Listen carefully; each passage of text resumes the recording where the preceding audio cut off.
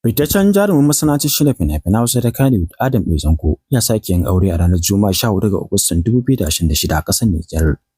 Jarumin ya bayyana cewa ya sabon aure ne da fatan dacewa da wannan lokaci na watan Rabiul Awwal. Yana mai neman addu'a daga masoyansa da magoya bayansa domin samun zaman lafiya da ɗorewar auren. A wani bidiyo bayan bikin Adam A Zango ya bayyana godiyarsa ga Allah tare da tura sako ga masu sukar sabon auren nasa. Jarumin ya ce bai taɓa shiga aure da niyyar ya rabu da matar ba, yana mai cewa rabuwar da ta fara auren da ya gabata kaddara ce. Zango ya yi kira ga masoyansa da ci gaba da yi masa addu'a musamman domin samun zaman lafiya da kwanciyar hankali a sabon auren gidan nasa. An lissafa cewa wannan shine aure na 7 da jarumin masana'antar shirya fina-finan Hausa Adam A Zango ya yi. Yau ka zama ni ango. Allah godiya. Bidiyo da ke ga ka zama ni ango. Makin yan na'u. Sun cikin su wannan karan in Allah ya so.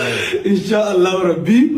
Ban taba aure da rabu da mace ba. Insha Allah rabbi. An yi an gama. Yan na'u yanzu suna jin labari za su ce kwana ta yi. Oh me za su faɗa. Yau dai ka zama ango nawa. Thank you.